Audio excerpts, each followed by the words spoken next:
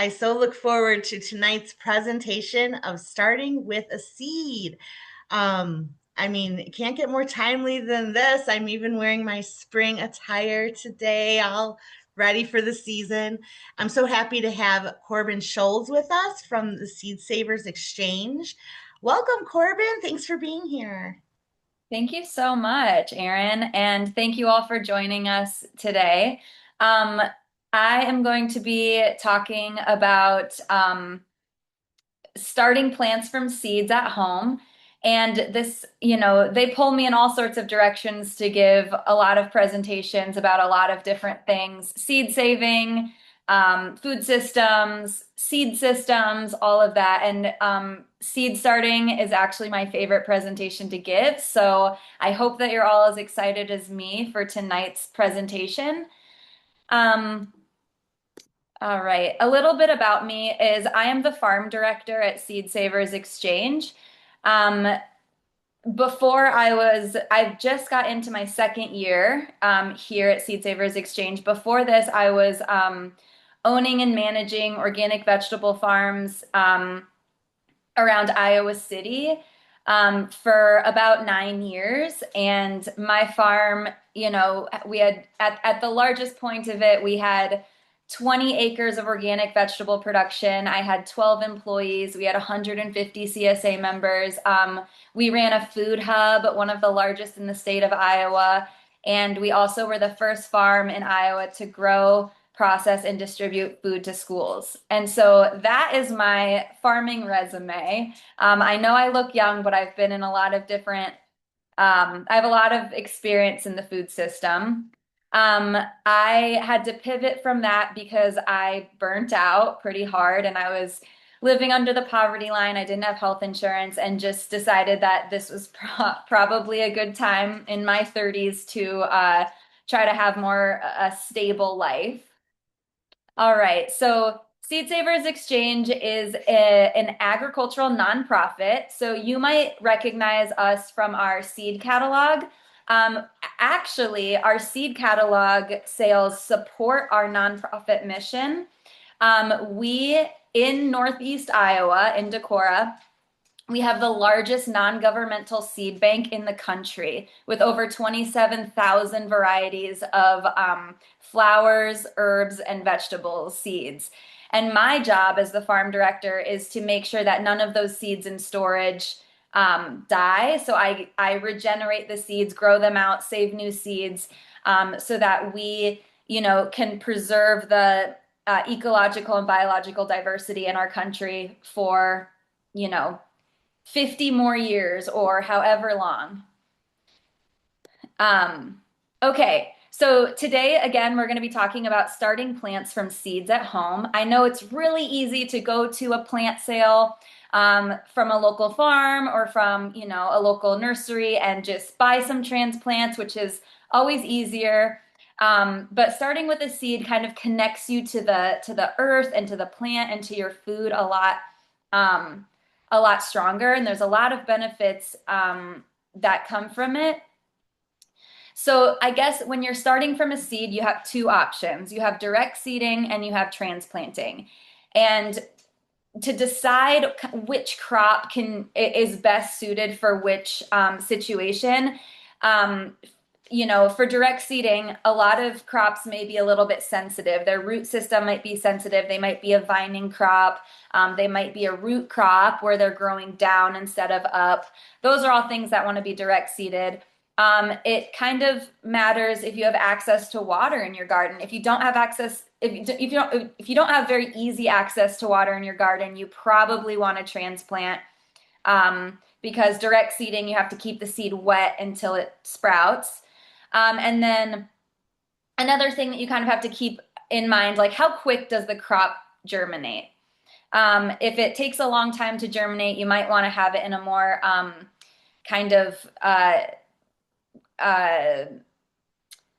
I don't know, organized or careful environment. So you might want to have it in pots and transplant it out. I put a list of crops that are generally direct seeded, and then I also gave a list of crops that are generally transplanted. Transplanting is if you have, crops that take a long time to germinate, like I said, if they're long season crops, so peppers, tomatoes, eggplants, those are all good ones to start in a pot. I put a little asterisk next to some of the varieties because it kind of just depends on your space and your time and your, kind of like what you want to play around with. Um, those crops could go either way. All right, so direct seeding means planting the seed directly in your garden. Some pros and cons. A pro of this is it's less work and less expensive. You don't have to have all of the capital costs of buying lights and soil and pots that you reuse every year. Your plants won't have transplant shock. They'll grow up healthy and sturdy right away due to the natural conditions. They'll get, exposure to wind and direct sunlight and temperature fluctuations right away. So they'll actually be a little bit stronger from the get-go. They'll have stronger root systems and more robust root systems, and it's more environmentally friendly. It can reduce erosion because of those more robust root systems, and again, it reduces the need for electricity and plastic. Some cons is that it's you can have a little bit slower germination time because of the fluctuations in the temperature day and night. That kind of stops seeds from being able to germinate right away.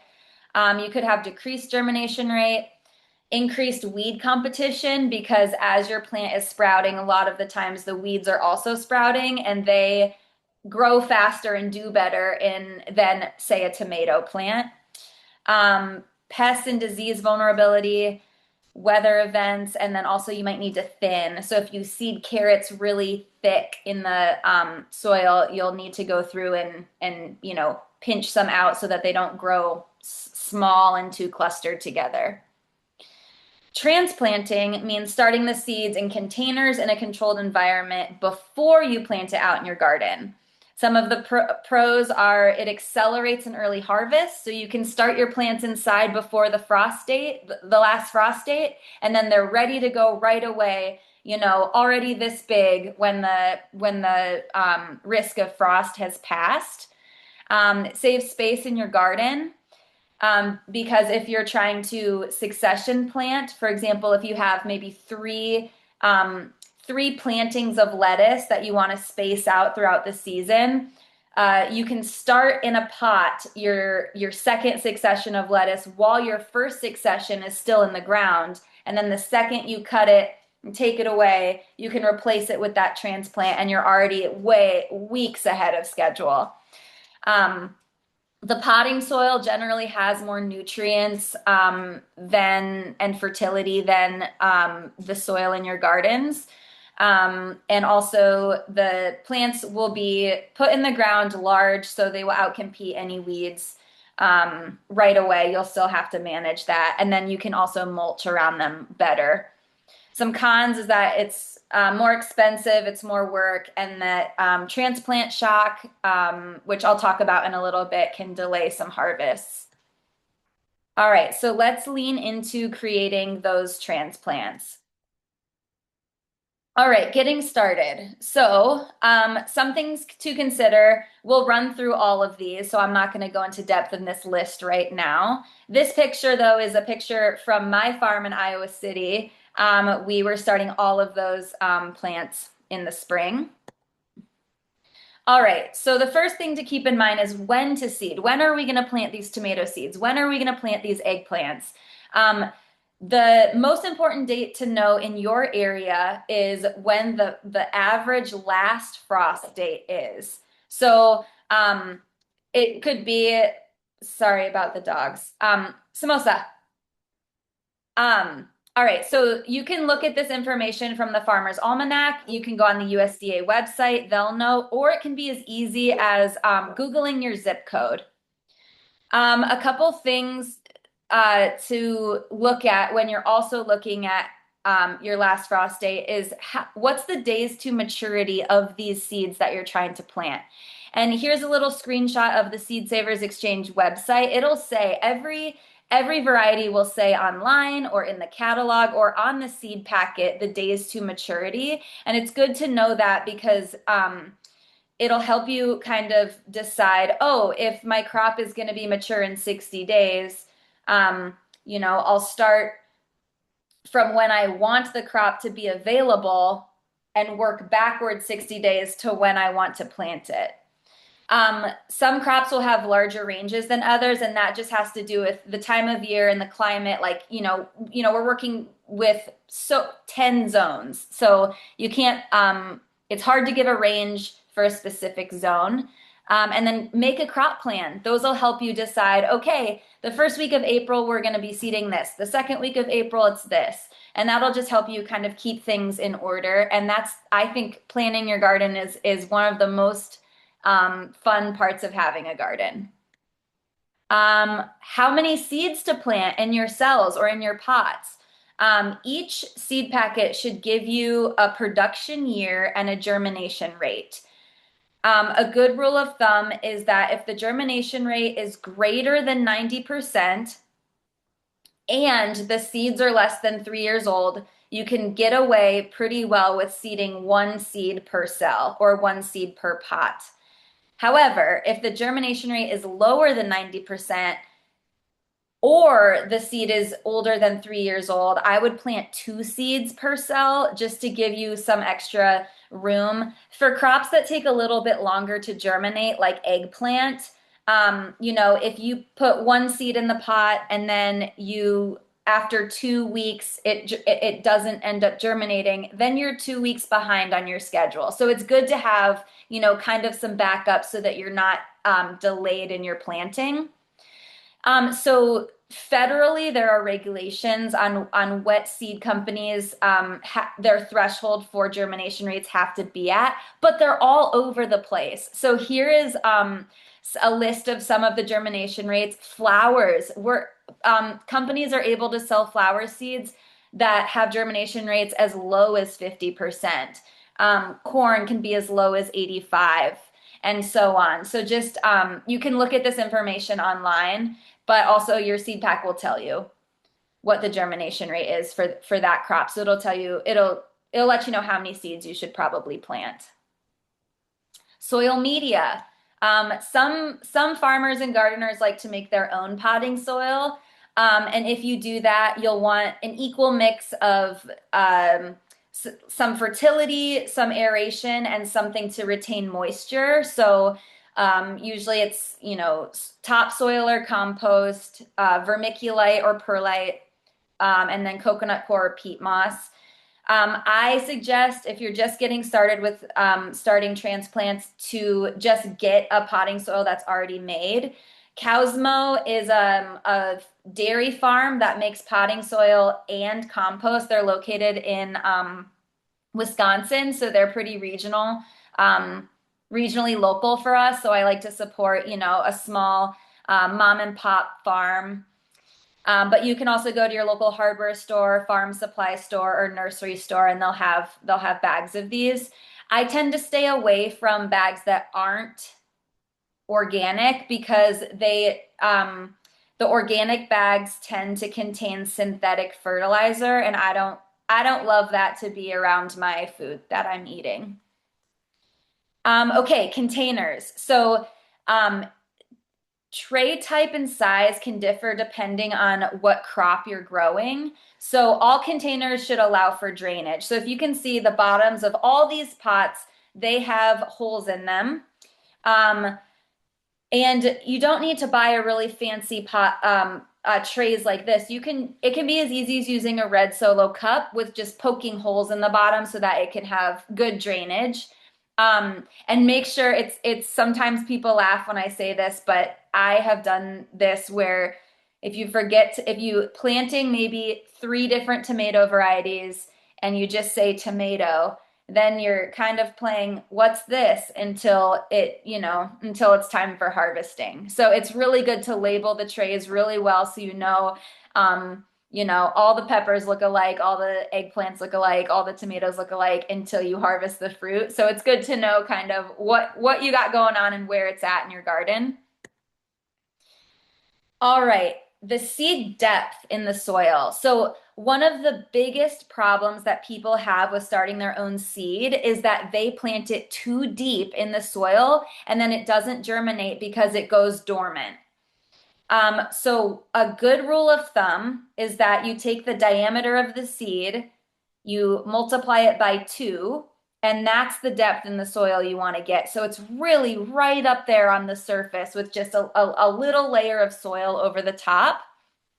Um, there are like some flowers that require light germination, which means you would just set the seed right on top of the soil. But um, if that's the case, it should say on the seed packet, or you can look it up online if you're planting a special flower variety that you're not sure. But most things can be covered with soil, no problem. Just make sure not to plant it too deep. Okay, location, and we'll talk about this a little bit more, but you can do this anywhere as long as you're controlling the temperature. So garages, basements, and mudrooms, all good. I would start seeds in my parents' basement when I was younger, and so really anywhere you can find space. Um, Make sure you just have good airflow, consistent temperatures, and access to electricity and protection from critters. One of our biggest problems in greenhouses is that mice will come in at night and they'll dig through every single cell and they'll eat the little seeds out of every cell, and then we have to start over. That's why cats are really important. All right, temperature. So, what you're seeing in this photo are heat mats. And at the very bottom of the photo, you can see there's a thermostat. Um, it's really important to keep the soil temperature steady. You don't want it to fluctuate too much because that will delay or hinder the germination that you want to happen. Ideal temperature should be between 65 and 85 degrees in your soil. And also soil temperatures differ based on the crop you're planting. So, eggplants like it a lot warmer to germinate than say lettuce or spinach would. So you can, look online what is the best germination temperature for your crop that you're growing. If you do decide to grow indoors and say you keep your house at maybe 70 or 72 degrees or even 68, that's fine. You don't have to worry about that as long as it stays consistent. All right, so we'll run through these a little bit later, but the three kind of things the three kind of ways I'm thinking that gardeners might start their transplants is in a windowsill, under grow lights, or in a little greenhouse. And then airflow is key. If there's one slide that I could emphasize the most, it's this slide.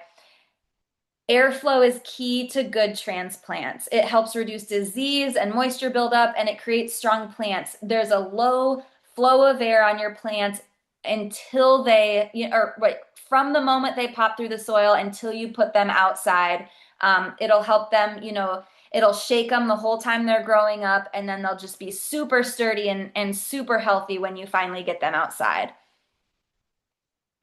Moisture. So, until the seed germinates, you want to keep your soil moist. You never want your soil to dry out before your seed pokes up through the top of the soil. If your trays are inside, make sure they have, trays or containers under them to catch any excess water that might be draining through them.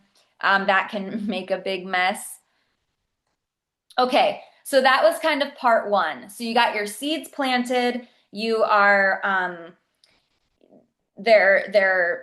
you're keeping the soil moist. They're not too far under the top layer of the soil. You have good soil, good potting soil that you've bought from a nursery. And now your plants are starting to come through the soil. And that is I'd like to think that as phase 2, because now watering changes, light requirements change, and we're going to go through that now. So I'll go through all of these things. I don't need to necessarily read them off. This is a beautiful picture of kale in pots. All right, so thinning. Like I said, there might be a time where germination rate is low and you have to seed multiple seeds per cell. The picture on the top is basil, and this was actually last spring of 2025. And you can see there's some cells that have no plants in them at all. And then there are some cells that have maybe three basils in them. So it's really, really important to make sure that your plant, there's only one plant per cell. And I know it can be really hard for gardeners and for me to pick out those extra ones, but it's really important that you don't leave them in because you'll start creating crowding, a fight for resources. You can take the little, if you have a cell with two basils and another cell with zero, you can really carefully transplant that to the other cell. But once you have one per cell, I would say you got to pull the others out. And the pictures on the bottom show a perfect example of what I'm talking about. So the first and the second picture is bok choy, and we seeded these on the exact same day. The picture on the left, we put, 4 or 5 seeds in the cell. The picture on the right is we put one seed per cell, or maybe we put two and then we thinned out, we took one of them out. And the difference of size in those plants is incredible, and they're the same exact age. And then the pictures of the tomatoes, you can see same thing. So the two pictures of tomatoes were planted on the exact same day. The first picture, there's, maybe 3 or 4 tomatoes in there. They're very small. They're just starting to get their first true leaves. But the picture on the very right is just one potato or one tomato in the cell, and it is growing big. It's got large true leaves, and it's good to go. All right, potting up.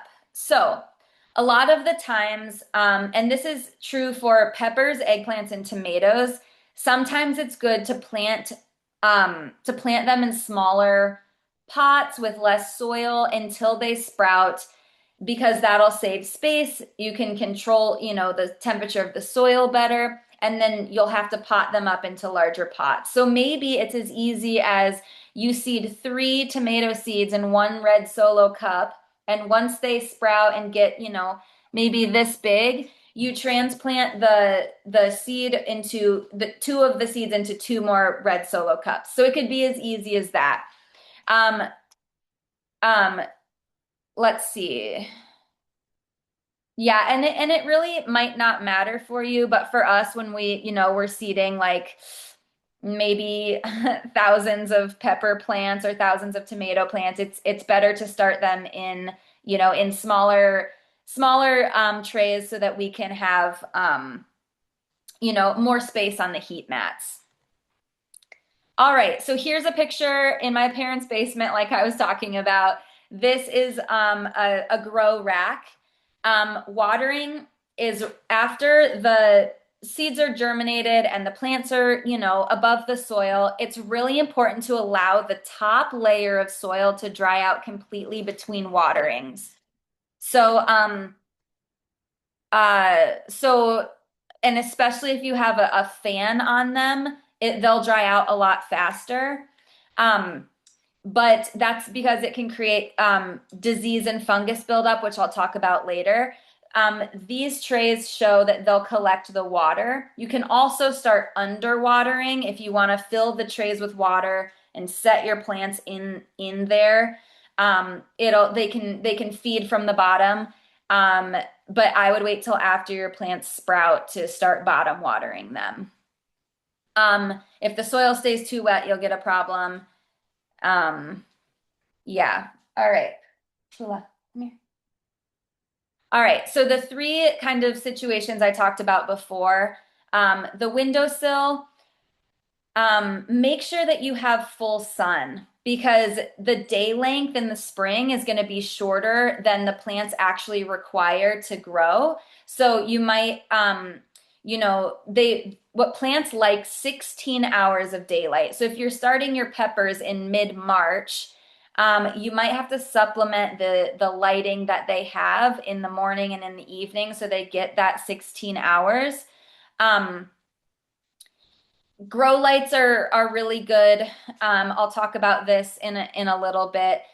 Most of them, are most of them come full spectrum. That's what you want to get. You want to get a full spectrum light. I'll talk about that in a moment.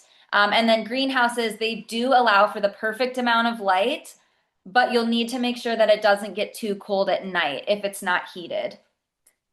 Um, all right, so light spectrums and growing. If you're not super nerdy about light, just let me breeze over this. But some people do ask about what wavelength is best for my tomatoes or, stuff like that.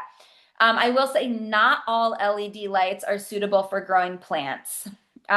Full spectrum will be the best when you're choosing your LED. Blue and red wavelengths are the most important for plant growth. It's easier for the chlorophyll to absorb and convert it to energy for the plant. Plants require a very high intensity of light as they grow. You'll notice from this picture how close the grow light actually is to the plants. So it's really only 2 inches above the plant. So it's really good to get a grow light that it can shift up and down. So once the plants start popping through the soil, get that grow light down, 2 inches above the plant, and then move the light up as the plant is growing. If your plant is getting too much light or too little light, your plant will tell you. So if it's getting too much light, some of the signs might be that the leaves have like a little bit of a white color to them, or they're starting to grow away from the light. Then just shift your light up a little bit. If it's too far away, your plants will start getting leggy and growing towards they'll be growing up towards the light, or you'll see the plants on the outside of the cell like lean in, and that's when you know you need to lower your light to give them more light. Another good rule of thumb is using 40 watts per square foot of growing space. Airflow. Okay, here is a picture of my mistake. So this grow light was way too high and there was zero airflow. And so the plants got super stretched out and tall looking for that resource that they weren't getting. The airflow is the most important, especially after germination. It'll help the top layer dry out between waterings. It'll help the strength of the plant, and it'll keep any pests that could find your plants inside, fruit flies, aphids, etc. All right, and then now we'll run through kind of signs of stress that are the most common for folks who want to start transplants indoors. I'm going to take a moment to get a drink of tea. Okay. So, leggy crops. This is what I was talking about before, and most of the time it's due to a lack of light, but it can also be due to overcrowding.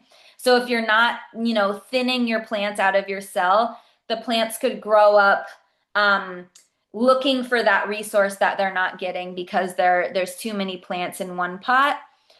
Over fertilization. If you're using a potting soil that you buy from a store, there's a really good chance that this won't happen as long as you don't add any other fertilizers to it. Over-fertilization can happen if you're using straight compost as your potting soil. That has too much nitrogen in it, usually, that it'll make the plants kind of vegetatively look really healthy and big, but it won't produce any fruit, or it'll stress them out and they'll just like get too big too fast. Or high temperatures. If it's too hot, they might be stretching out. Damping off, this is when the soil stays wet for too long and never dries out. And this is irreversible. So your plant will never come back for this. So it's the rotting, wilting, and collapse of a young seedling caused by fungus in wet conditions. So to avoid it, you can proper watering, allow that top layer to dry out. Fans, good airflow, that'll help. And then good soil drainage. Make sure there's that hole at the bottom of the cell so that the water can flow through if there's too much of it. Poor germination. So this could be A lot of things that we talked about. It's this picture is also of last spring. It's a kale that the germination was so funny. So, some came up right away. Some came up maybe 2 weeks later, which is why they're still there, but they're really small.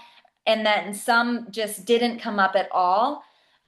This could be due to old seed from a seed company or seeds that don't have good germination. The seeds were planted too deep, inconsistent watering. So if you're, say you go out of town for the weekend and nobody's staying there watching your plants, and say you've been doing a good job watering, your seed sprouts under the soil, and then it dries out completely, it will kill that plant and there won't be any way for it to bounce back. And then pests, mice. Usually you can tell if a mice has gone digging through. But could be a way that your seeds, you get bad germination because you don't have seeds in the cell. And then also soil temperature. So if it's too hot or too cold or it's fluctuating too much, the seed won't germinate. Bolting or premature flowering. It's stress caused by many things. It could be a nutrient imbalance. It could be the age of the plant. It's been in the pot for too long and it's really root bound. Temperature extremes and fluctuations in light duration. You can tell in both of the pictures, there's a little cute watermelon and then there's a little cute butternut squash, but both of these plants were like, we are going to die and we're going to push to reproduce really quickly before we die to try to get, to try to keep our family line going. Leaf discoloration, this could mean a lot of different things, but they can start turning colors due to over or under watering, light stress or temperature stress, nutrient deficiencies, pests or diseases. And plants are super expressive. So you'll be able to know that your plant is unhappy before it dies.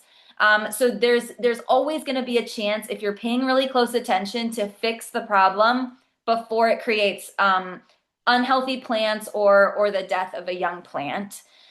Most of the common colors for plants, plant stress, are yellow, purple, brown, and white. And if you can Google that. Why is my broccoli turning purple, right? Or why are the plants under my grow lights turning white? It'll be able to tell you. Underwatering. So again, if you're going out of town, get a babysitter for your plants. I believe this picture is okra, and they were, again, there's too many in the cell, but we let the whole cell dry out. I think for the picture, for the educational purposes, but plants, it's really hard for plants to bounce back when they're too far gone from underwatering. So make sure that you're watering enough. Find that sweet spot in the middle. And then there are some plants that really need extra care or special care in order to thrive. So onions, a lot of the times if you're going to start onions inside, you'll let them get, they'll start growing, they'll grow up really tall. And what you'll want to do is you'll cut them to where they're, just with scissors, give them a haircut to where they're 5 inches tall. And then they'll start getting more robust so that when you plant them into your garden, they're more thick like a pencil instead of tall and skinny and kind of falling over. And artichokes, this is a funny one that I added because my farm in Iowa City, artichokes are perennials that grow in mild climates, and so they won't survive winters here in the Midwest. But what we would do is we would trick them into flowering or into flowering and producing fruit in their first year because we put them through a 4 to 6 week vernalization, which is just like fake winter. Once the plants were that big, and so we got to kind of like fool them into creating artichokes the first year. Our local co-op really loved it. All right, so now we're going to be talking about once your plant is big and ready to go outside, there's a 1 to 2 week window where you have to go through a hardening off process. So that means the plant stays in their pot, but they're going outside to be able to handle the conditions outside, still with their roots being safe in their pots, but so they can experience the outdoors before they're being planted into the ground and just saying, oh, okay, good luck with that. So you'll have to find a good location for this. You want it to be in full sun, good access to water. You want it to be accessible to you so that in case, you're putting it out for a week and you see, oh no, maybe it's gonna frost tomorrow night. Bring those plants back inside just for the night until it's nice the next day and bring them back out. But if they're out somewhere where it's hard to reach them, it could be kind of hard and in a panic to get all of them back into safety. You want them up away from deer or rabbits. Um, and then also you want good drainage. So we have we have these tables that have holes that water can go through when we water them. All right. So yeah, like I said, 1 to 2 weeks of them sitting outside in their pots, protected enough, but still getting access to the temperature fluctuations, the light, the direct sunlight, the wind, and everything. And then knowing when your plants are ready to go into the ground. So you'll be able to see them toughen up. They'll have really strong, thick stems. You can take your hand and kind of brush over your plants, and they should just be able to bounce back up. You want the plant to be completely rooted through the cell. So this picture of a bok choy is not completely rooted through the cell. It's getting close, but this is an example of it's not ready. And you'll know it's ready because you'll be able to pick it up by the lower stem, and the whole block of soil will come out with it. You just don't want it to become root bound. So you want to find that really sweet spot between filling out that soil and also before it's root bound. And then check the weather before planting. If there's a nice light rain coming, that's the perfect time to plant things outside. However, if there's a big storm coming or it looks like it might frost that night, bad time to put the plants in the ground. Okay, I went pretty fast through that, but I wanted to make sure to leave time for question and answer. I'll put this slide back up. Yes, that's it. Okay, thank you very much. I am available now for questions. And also, I just want to say that I don't know if I already said it, but I'll be sending this presentation to Erin tonight so that she can send it out to all of you so you can look through it again and look at all the information on your own. Cool. Thank you. Yeah, I'll share that with anyone who would like that. And if anyone has questions, please type them in the chat right now. I'm going to also launch an attendance poll just to see how many actual viewers we had. So if people will answer that, that'd be awesome. Okay, so I saw some early questions coming in. Let's go. So early on, someone asked about soil temps. Can you share details for cold and warm weather crops, etc.? Any thoughts on that or tips for that? Yeah, so I'll kind of go a little bit extensively because I'm not sure quite what information they're looking for, if they're specifically looking for each crop type. But so a lot of the times a good rule of thumb is that shorter season crops, lettuce, radishes, any sort of greens, they like cooler soil temperatures. That doesn't mean cold, but that could mean anywhere between 60 and 75 degrees. And then there's plants that are like okra or tomatoes, peppers, eggplants, and those are the ones that want, that 70 to 85 degrees soil temperature. And heat mats, you don't have to get those big ones that were in that photo. They make ones that are smaller that hold, one tray at a time. What I would recommend is that if I can, let's see, bounce back to the pictures of the cells here. So if you were to get one tray, so say you're going to get the tray, the 72 cell tray, which is the second one from the bottom with a little bit larger holes. Um, that could fit onto one heat mat under one grow light, and you could plant a bunch of different options in that.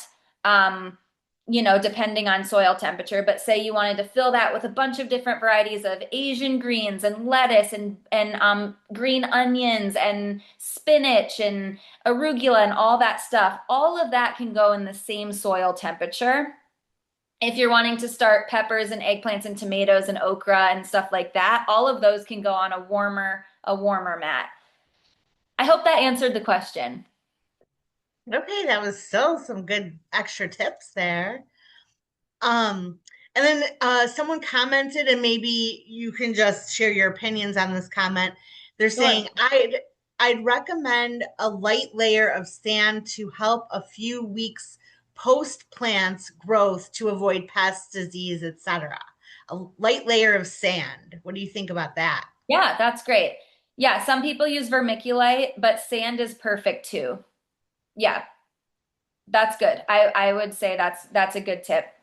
I Okay. always say that it's funny because I always say that I've never gardened. I've only farmed because my smallest plot was like an acre. And so I just feel like those little tips and tricks of, managing only, a 10 by 10 space is sometimes I don't know those little tips and tricks, or I don't use them because I'm, planting at least an acre of something. And so, yeah, sand, vermiculite, those are all really good things to use to help out as well. All right, cool. We do have a few more questions. I want to make sure I don't forget to mention, in case our people don't know, the Winnetka and Northfield library locations both have a seed library.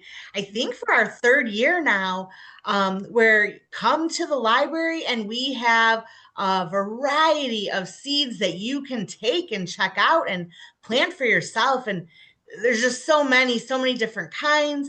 We have an informational brochure provided there, and a catalog of seeds. So come on down and check that out. Great. Um, okay, so another question here is any advice to keep away squirrels and chipmunks? You talked a little bit about pests, but those are a little bit bigger than mice. Yeah, Any to thought? keep them out of the garden. Yeah. Um, I Yeah, I think it depends. So if you don't have a good fence, I mean, I guess fences don't help with those. I always would give an offering. So getting like bird seed or peanuts that you put kind of over here, like a kind of away from your garden to as sacrifice to keep pests from coming in. Also, if you save your coffee grounds, you can sprinkle those around your garden and that'll keep rabbits out, that'll keep chipmunks out, that'll keep squirrels out, or at least deter them from wanting to get into that space because they don't like that smell. So if you drink some coffee, start saving those coffee grounds. You could even start now and freeze them and then start sprinkling them out around your garden as the season goes along. And what I would suggest is do the coffee bean or the coffee grounds, um, and also give an offering to those pests because they're going to be there no matter what. And you'd rather them eat some peanuts or some bird seed than your nice crops. Sure, that's an interesting idea and concept to have a different offering. That's cool. Someone else chimed in on this topic. They say, I use an animal safe pepper spray on my tomatoes just before they get ripe. I reapply after rain. most squirrels don't like this taste and they learn to stay away. Yes, that's a really good tip too. What, like, two things that we do along the pepper lines is saving. So, the season before, we'll save, habaneros, cayennes, like ghost the spiciest of our peppers, and we'll dry them out, grind them up, and make a powder. And so we'll use that in our greenhouses. Actually, we'll spread that along the edges of our greenhouse, and that'll keep mice out of the greenhouse. But you can also spread it in your garden. Also, you can do kind of in a blender if you have fresh garlic, fresh spicy peppers, fresh onions, to make a like blend it up to make like a spray. And then yeah, you can use that spray to spray on your plants, and that'll keep those pests off as well. I forgot about the spicy peppers. And someone else chimed in that they say, I keep my outdoor table of transplants wrapped in bird netting. Ooh, that's smart. Yeah. All right. Now, this question may be related to what you were just talking about because it just says coffee grounds, but not in soil. Does that Um, mean anything? yeah, I don't know. So it's used coffee grounds. So after they're brewed, um, and yeah, sprinkling them around. And that usually, I mean, that has helped us with ground squirrels and rabbits too. Rabbits especially. All right. Um, Here's a question. When eventually transplanting into the soil outside, how far apart should the young plants be spaced? That's a really good question. And it also just depends on the plant. So for me, I suggest 3 feet for tomatoes, peppers, and eggplants. Also with any squash or melons, it's 3 feet. If you're doing corn, that can be spaced about a foot or a foot and a half apart from each other. Um, if you're doing something like bok choy or spinach or lettuce, that can be closer, maybe 6 inches. Yeah, it kind of just depends on the crop that you're working with. And you can also Google it. How far apart to plant my tomatoes, and it'll tell you. Okay. Here's a little bit of a long one, but hopefully it'll make sense to you. Sure. So they say, this year, due to a house project, I can't start seeds indoors like I have done in prior years. Mhm. Instead, I'd like to try a new technique I recently heard about where I would start seeds out of doors in reused, tall, transparent plastic containers with lids and holes. It looks like I could start lettuce and spinach this way. What should I know to do this successfully? Yes, this is a really interesting thing. I have not personally done it this way, but someone that I work with is starting a bunch of flowers right now this way in like milk, like gallon plastic milk containers. Um, I don't know really good tips or tricks. I know that it creates a greenhouse effect. So you just want to make sure that on hot days when it's really, really sunny, that you don't have that they don't get too hot in there. Right. And so just like maybe like opening the top or having like airflow at least a little bit in there is going to be good. But otherwise, I think that's a really interesting way to do it, and I think that you should absolutely try it. Try it, and then let us know how it goes. All right. So many great ideas here. Very inspiring. Um, Now, someone else did chime in and says that you can't control the water or temperature, so it Mhm. might be risky in that regard. There you go. Okay. um, let's see. Something popped up. So someone else comments, if doing milk containers, make sure you have holes in the bottom for drainage. All right. Well, that is all I see right now. Thank you, everyone, for your questions and comments. It really added a lot to this informational session. And thank you, Um, Corbin, Yes. Yeah, for. one quick thing I want to say is that there's also a lot more growing and seed saving information on the seedsavers.org website. And if you haven't gotten your garden seeds for the year, we have a lot of really cool varieties in our catalog that we put through a collection to catalog pipeline. So some of these seeds we got out of our seed bank, we grew them out, and now we were the only place in the whole country that has these varieties for sale in our catalog and in our shop. So if you have some time, check it out.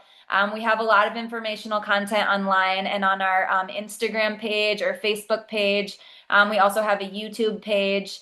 And Erin, if you'll send, when you send the slides out, if you'll send my email address out as well, and I am open to any and all gardening questions at any time. So please always feel free to reach out to me if it's about gardening or seed saving or food systems or soil health or anything like that. I'm really happy to help always.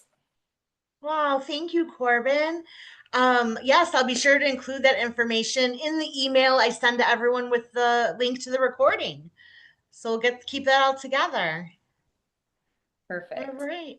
All right. Well, thank you so much, Corbin and the Of course. Seed Savers Exchange for these wonderful presentations. This wasn't our first time with Seed Savers Exchange, and I hope it won't be our last because I hope not. really great stuff. So thank you for your time, Corbin, and Of thank you course. for everyone else for joining in today. Have a great evening. Bye bye. Bye.